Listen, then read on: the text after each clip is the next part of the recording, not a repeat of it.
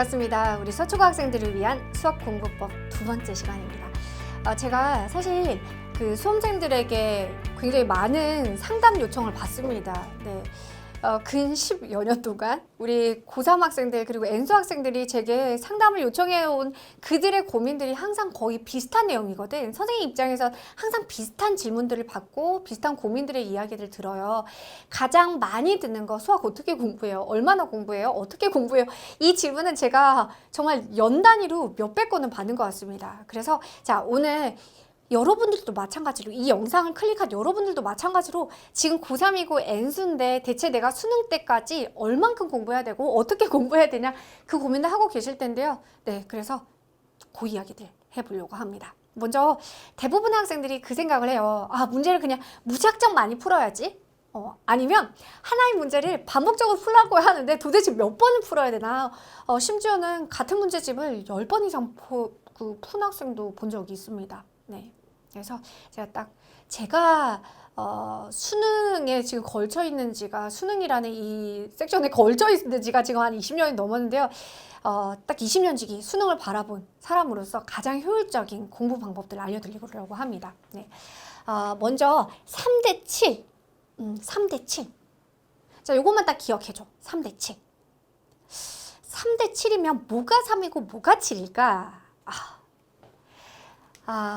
기본적으로 맞춤 문제 3, 틀린 문제 7이라고 했는데요. 여러분들에게 주어진, 여러분들이 사실 하루를 뜯어보면 온전히 자습할 수 있는 시간이 생각보다 많지 않을 수도 있어요. 특히 현역 학생들 같은 경우에는 학교 끝나고 오면 거의 한 4시 반, 5시가 되고 그 다음에 5시부터 예를 들어서 5시 반부터 시작을 해봅시다. 5시 반부터 내가 12시까지의 시간을 쓸 거예요. 그렇게 해봤자 중간에 밥도 먹을 거고요. 아니면 뭐 학원을 가거나 숙제를 하거나 수행평가를 할 수도 있어요. 그럼 진짜 내가 책상에 앉아서 오롯이 공부할 수 있는 시간이 얼마 안 되거든.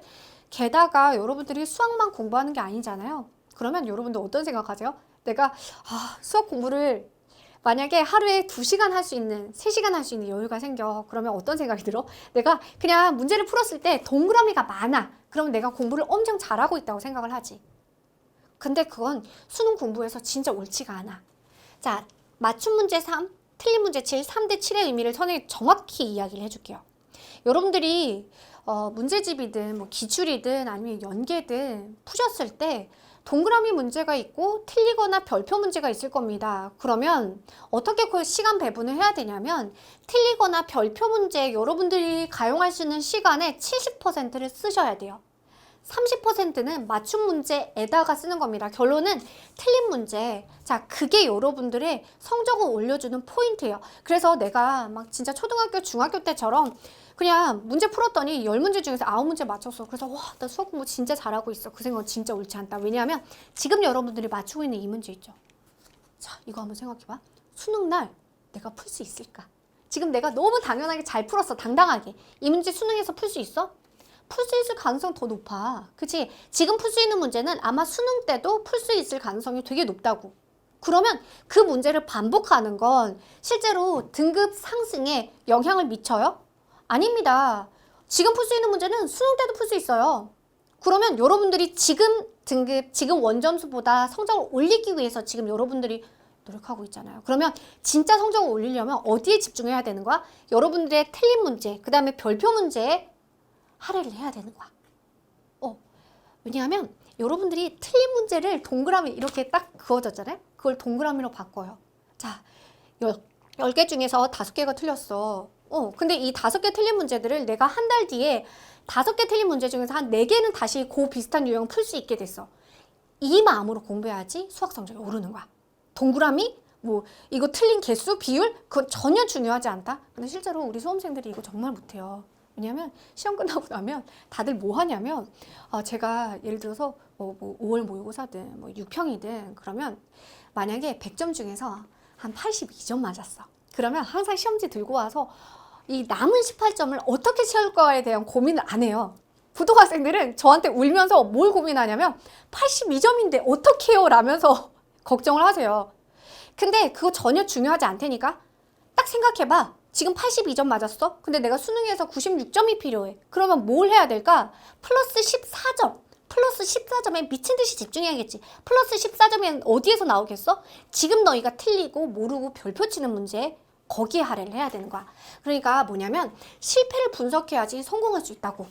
결과적으로 이 하나의 문제들을 맞고 틀리고를 실패와 성공으로 만약에 그렇게 판단을 한다면 지금 여러분들이 틀린 문제들 있죠. 그걸 하나하나 실패라고 생각해봐. 그걸 다시 만회하는 과정이 뭘까? 수학 성적이 올라가는 거야. 그러니까 내가 할 수 있는 능력치가 이만큼이야. 그럼 그 밑에 있는 문제들을 막 풀면서 내가 수학 시간을 써. 그거는 전혀 도움이 되지 않는다. 생각해보면요. 여러분들의 이 수험생활 동안의 공부는 굉장히 특수합니다. 왜? 60만 명의 대부분의 학생들이 공통된 시험, 공통된 제한된 시간, 하루에 24시간, 그치? 수능까지의 시간 것들이 딱 정해져 있잖아. 다 같은 시간 내에, 한정된 시간 내에서 공부를 하고 있어요. 그리고 그 안에서 여러분들은 이렇게 정규분포 배웠죠. 확통에서. 정규분포상에서 내가 이만큼 치고 올라가야지 등급이 뜨는 거야. 그치? 이만큼 치고 올라가야 돼. 그러면 치고 가는 그 대상들보다는 여러분들이 어떻게 해야 돼? 이 실패를 만회를 많이 해야 된다고. 그들보다는. 그치? 자, 수학 공부 방법. 성적을 올린다라는 것 자체에 대해서 분명하게 한 가지만 기억을 딱 해주시면 돼요. 어떻게? 실패를 다시 만회하셔야 됩니다. 그리고 그 틀린 문제들에 대해서 분석을 해야지 여러분들 성적이 오릅니다. 자, 그러면 그래요. 틀린 문제 거기에다가 내가 가용할 수 있는 시간에 70% 써라. 오케이. 그거 확실하게 딱 기억해주고. 그러면 그 틀린 문제에 대해서 어떻게 공부를 할까? 사실 제 경험담입니다. 저는요. 그 고등학교 때 저는 문제집을 많이 풀지는 않았어요. 한두 권을 가지고 저는 특히 한 권은 6번은 반복해서 풀었거든요. 왜냐하면 왜 그 6번이 확실하냐면 아직도 그 책이 저희 부모님 집에 있어요. 그러면 별표가 6개, 7개가 붙어 있어. 그 얘기는 뭐냐면 내가 한 번 풀었을 때 못 푸른 거야. 그리고 한 달 뒤에 그 문제를 다시 풀었는데 또 못 푼 거야. 그래서 별표가 또 붙은 거야. 그렇게 해서 6번을 봤는데 모르는 문제가 여전히 있었다고. 그러니까 우리가 틀린 문제에 대해서는 여러분들이 분명히 하셔야 되는 건 이 틀린 문제를 잘 분석해야 돼요. 왜냐하면 이 틀린 문제는 그 다음에 나오잖아요. 그거 알죠? 내가 또 틀려요. 네. 그래서 이 틀린 문제를 제대로 분석하는 거 이게 중요합니다. 대부분의 학생들이 틀린 문제를 공부해라 라고 해주면 무조건 이 4글자 오답 노트 여기에 집중을 합니다. 그런데 이 오답 노트도 저는 이게 어떤 느낌이냐면 오답 노트를 해야 돼요? 라는 만약에 그런 질문을 받으면 저는 오답 노트라는 이름 자체는 별로 훌륭하지 않거든. 제 개인적인 생각은. 왜냐하면 우리 수험생들의 대부분이 오답 노트라고 하면 보통 어떻게 하냐면 노트를 하나 이렇게 딱 구비를 해요. 보통 이렇게 두꺼운 거 아니면 이게 파일로 돼서 한 장씩 끼울 수 있는 거 있잖아. 그걸 보통 구비해. 그리고 나서 어떻게 틀린 문제를 써요. 그리고 그 밑에다 풀어요. 그렇게 해서 이 오답들을 막 모아요. 어떤 학생들은 그 틀린 문제들을 복사해가지고 잘라서 붙이는 학생들도 봤거든요. 제가 실제로 한번 그걸 해봤어요. 생각보다 시간이 되게 많이 걸려. 특히 수능 문제들 알지. 그러면 전체 이 모의고사에서 거의 반짜리 문제들도 있다고. 문제 자체가 길어서. 그거 쓰다 보면 어떨까? 별로 의미 없어. 그리고 여러분들 아마 도형 문제들 생각보다 잘 못하는 학생도 많죠. 도형 문제들을 오답 노트에다 그대로 그린다고? 그게 얼마나 시간이 많이 걸리겠어요. 그리고 자 시험지에 나와 있는 그 도형 자체는 도형 자체의 그 이미지 파일 그것 자체로도 힌트거든. 정확한 비율을 가지고 있기 때문에. 근데 그거 옮겨가지고 뭐 대충대충 그려놔요. 그거 아무 의미 없습니다. 자 결론. 오답 노트에서 틀린 문제를 쓰고 붙이고 이런 과정들을 너무나 여러분들이 시간을 많이 잡아먹습니다. 그거 옳지 않아요. 대신에 그러면 도대체 오답 노트를 그러면 어떻게 하라는 건가? 오답 노트 자체가 필요 없는 건가? 틀린 문제를 푼다라는 건 여러분 자 전제가 필요해요. 틀린 문제를 다시 기록하는데 시간이 필요하지 않아야 돼. 그리고 두 번째는 내가 틀린 문제들에 대해서 만약에 여기 뭐 21번을 딱 틀렸어요. 그러면 그 문제집에다가 다시 맞는 해설을 옮겨 쓰는 학생들이 있지. 그리고 나서 문제집을 다시 펼쳐. 그럼 어떨까? 내가 가린다고 가려도 이미 어때요? 어딘가를 이 사람의 본능입니다. 이미 풀이 자체에 눈이 좀 꽂히거든? 그러면 내가 진짜로 내 스스로 순수하게 고민해서 그 문제를 다시 풀게 될까? 아니야. 푼 흔적대로 나는 약간 나도 모르게 힌트를 받은 거지. 그래서 그거 기준으로 계속 가는 거거든. 그건 진짜 오답이 아니야. 오답 처리를 한다라는 건 그 틀린 문제에 대해서 내가 정말로 그 비슷한 유형이 아니면 그러한 표현들이 수능에 나왔을 때 내가 풀 수 있게끔 시간을 쓰는 거거든. 그게 나는 오답 노트라고 생각해요. 그래서 물리적인 정말 노트 자체를 뜻하는 게 전혀 아닙니다. 그래서 선생님이 실제로 그 대치동 제자들에게는 어떻게 하냐면요. 문제지가 있으면 문제지에 풀지 말아라. 문제지에는 맞고 틀리고 별표만 남겨라. 그러고 나면 뭐가 좋냐면요. 그 문제집은 그러면 채점 결과 외에는 새 거야. 그러면 오답 노트를 할 필요가 없는 거야, 얘들아. 수학 연습장에 썼잖아. 그럼 다시 돌아가. 이제 그거를 쫙 한번 다 풀었어. 그리고 나서 그럼 여러분들 그 문제집에는 만약 기출 문제집이에요. 그러면 어떤 결과가 나와 있어? 푼 흔적 하나도 없이 맞고 틀리고만 표시가 돼 있지. 그러면 두 번째 풀 때 맞은 문제들 가지고 아까처럼 맞은 문제는 30%만 시간 쓰라고 했잖아. 맞은 문제 다시 다 돌릴 필요 있을까? 사실 없어. 우리는 한정적인 시간 동안 공부를 하는 거잖아. 그럼 어떻게 해주면 될까? 틀린 문제, 별표 문제들이 있지. 그것만 다시 수학 연습장에 푸는 거야. 그렇게 해서 분명히 다시 풀잖아요. 다시 풀어도 안 풀려요 하면서 많이 우시던데요. 제가 아까 얘기했잖아요. 저도 그 한 문제에 별표 6개짜리 문제가 있더라고요. 다시 푼 문제 다시 돌리면요. 잘 생각도 안 나고요. 다시 또 못 풀어요. 근데 그건 당연해요. 그래서 그 채점 결과에서 틀리고 별표 문제 있지. 그거 다시 깨끗한 수학 연습장에 다시 한번 풀어. 근데 그 상태로 다시 한번 채점을 하는 거야. 그리고 또 틀렸을 수도 있고 또 몰라서 별표를 칠 수도 있어. 그러면 그걸 다시 한번 흔적을 남겨. 그럼 봐라. 1회독을 쭉 했어요. 그래서 맞고 틀리고가 체크가 되죠. 2회독을 해요. 그러면 틀린 문제 중에 별표 중에 다시 맞는 걸로 만회되는 문제들도 있을 거고 틀린 거 중에 다시 틀리고 몰랐던 거 중에 다시 모르는 거 있어. 그럼 그걸 또 기록에 남겨. 그러면 뭐 3회독 할 때는 더 걸러지는 거야. 그러니까 어떤 생각을 하셔야 되냐면 우리가 예를 들어서 첫 문제를 다뤘어요. 첫 문제를 다뤘어. 그럼 내가 다시 본다라는 거 첫 문제를 그대로 보는 건 우리의 이 제한된 시간에 너무 시간 낭비라니까. 첫 문제 중에서 너희가 틀리고 별표 문제 예를 들어 300문제야. 그럼 책 걸으듯이 300문제만 다시 쫙 보는 거야. 그럼 300문제 봤을 때 다시 또 틀려. 그건 당연하다. 그건 스트레스 받으면 안 돼. 그건 당연해. 저 사실 수학 천재입니다. 수학 잘합니다. 저 나름 과거에서 공부했습니다. 그래도 저도 틀린 문제 다시 풀면 6개 틀린다니까요. 분명히 저보다 공부를 더 잘하는 누군가도 마찬가지의 경험을 할 겁니다. 그러니까 여러분들 당연해요. 왜냐면 아까 얘기한 대로 2회독에서 300문제가 걸러졌어. 그러면 거기에서 맞고 틀리고 또 나오겠지. 그래서 200문제 그 다음 봤더니 200문제가 틀리고 틀린 거 2번 돼 있겠지? 별표는 2개가 돼 있겠지? 그러면 3회독 차에 나만이 200문제를 또 풀어. 그거 자체가 진짜 성적을 올리는 공부야, 얘들아.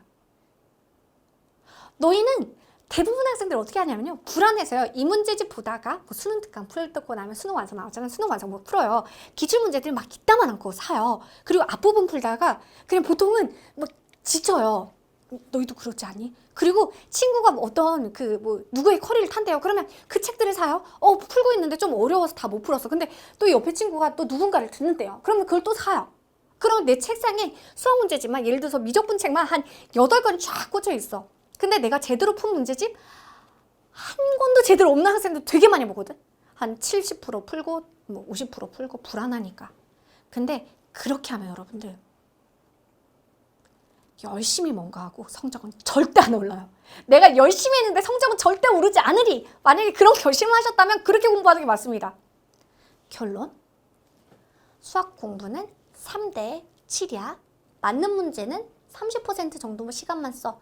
그러니까 수학 자습 시간에 대부분은 뭐 했어야 돼? 틀린 문제를 올리는 게 만회하는데 이렇게 가는 거야. 알겠지? 누군가가 그 얘기를 하더라고요. 사람이 넘어지는 게 조약돌 밑에 있는 돌 거기에 발이 걸려서 넘어지지 산 때문에 넘어지지 않는다고. 근데 이 돌들을 이게 하나하나 뭐 넘어지든 뭐 하든 가다 보면 산을 넘게 된다고. 어쩌면 여러분들 지금 이렇게 딱 틀리고 별표 되면 솔직히 수학 공부하기 싫죠. 막 되게 막 던지고 싶죠. 그건 여러분들이 밟고 가야 되는 돌 중에 하나일 거야. 그렇게 돌 하나하나 밟다 보면 산 넘어가.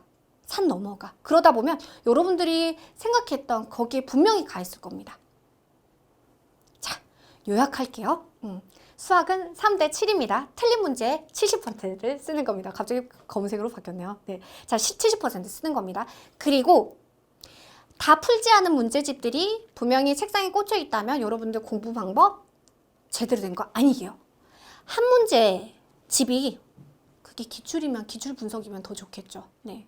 기출 분석이면 제일 좋겠죠. 이 한 문제에 대해서 한 문제집에 대해서 최소한 3회독 이상의 그렇게 쌓인 문제집들이 최소한 뭐 2권 과목별로 한 2권 정도는 돼야지 최소한의 수학 공부를 수능에서의 수학 공부를 했다라고 하는 저는 기준입니다. 여러분들 지금 이 영상 보셨다면 딱 이것만 오늘 기억하셔도 여러분들 네 분명히 더 좋아질 텐데요. 책상 한번 보세요. 집에 가서 책상 한번 보세요. 거기서 안 풀려 있는 문제집이 있어요. 그러면 뭔가 잘못된 거예요. 한 문제집이 아까 선생님이 3회독 하는 방법 알려줬지.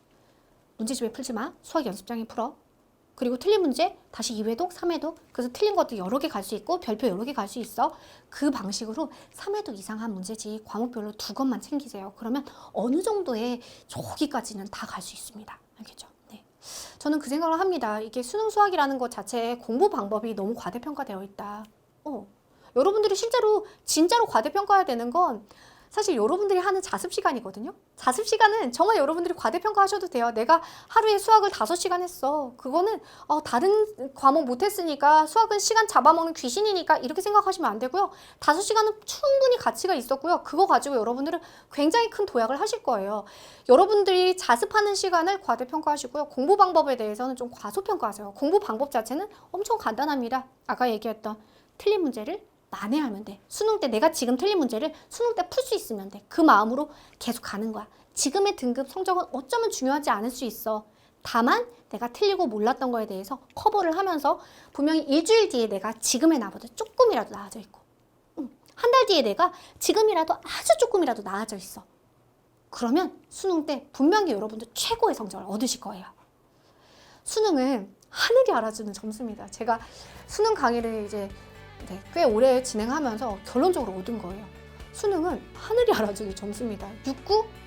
널 뛸 거예요. 근데 수능은 여러분들이 정말 공부한 만큼 성적이 나옵니다. 그러니까 어떻게? 네, 공부하세요. 그것도 틀린 문제 위주로 공부하시면 됩니다.